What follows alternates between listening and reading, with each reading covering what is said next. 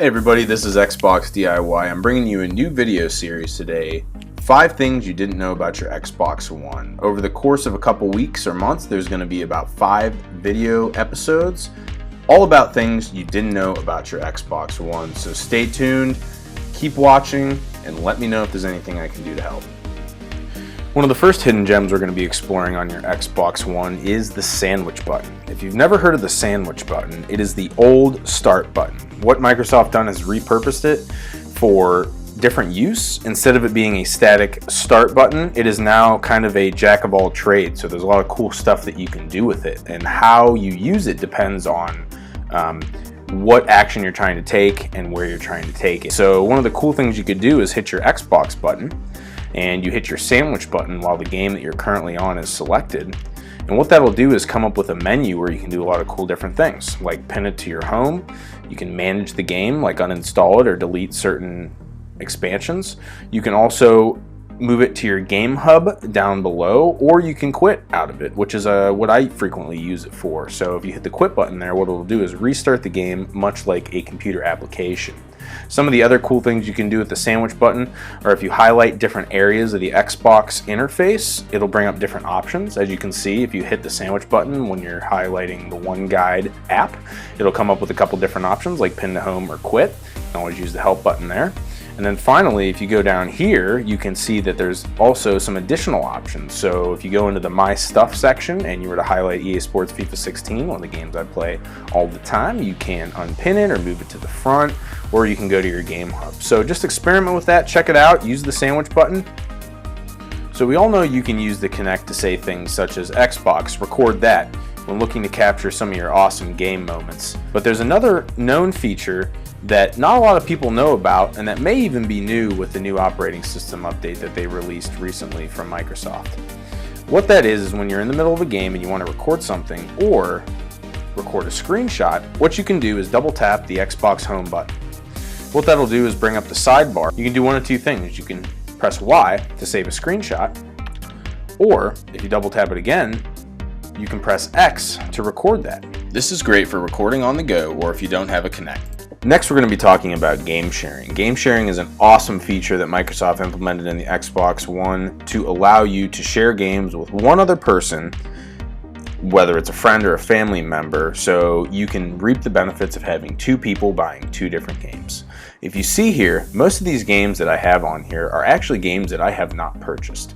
My younger brother and I utilize Gameshare to share games when one of us buys them and the other one doesn't. What this does is allow us to try out new stuff, cool stuff, and things that I otherwise wouldn't have been able to try out without having to buy the game. So you can check out an awesome blog post that I put together about how to use game sharing on my website at xboxdiy.com.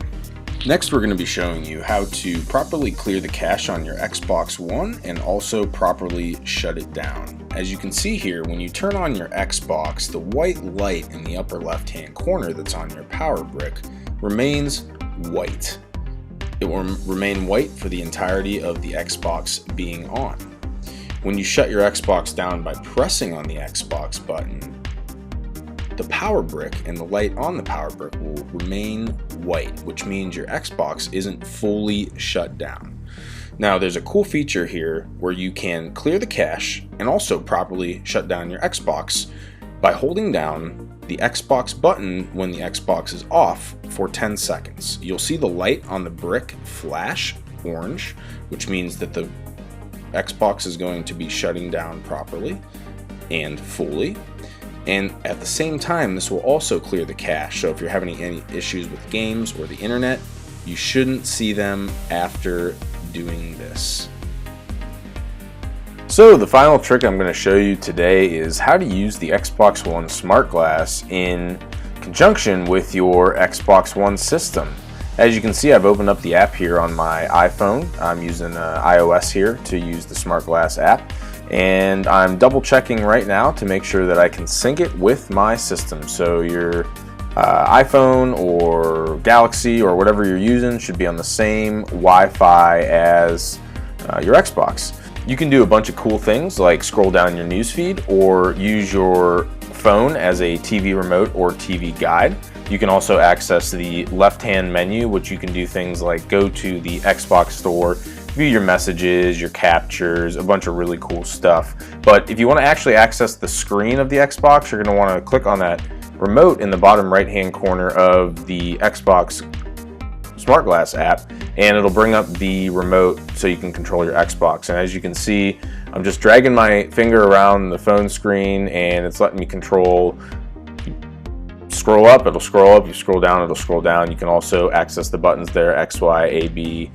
And one of the coolest things and my favorite feature of the Xbox One Smart Glass is being able to use your phone as a keyboard. They finally figured this out because it's something that has always plagued gamers, either having to use the horrific on-screen keyboard or one of those huge clunky keyboards that hangs below your controller that's expensive and doesn't really do much anyway. So as you can see, I'm typing a little shout out that I'm testing the Xbox One Smart Glass for xboxdiy.com. So that's just an overview of the Xbox One Smart Glass and how you can use it. It's really cool. I'm hoping to have a more detailed blog post with some other interesting content and little tidbits about how to use the Xbox One Smart Glass.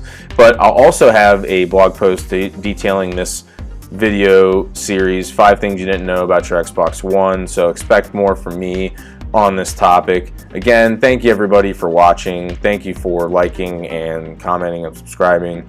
Keep it up. I'll keep delivering content to you guys. Have a fantastic day.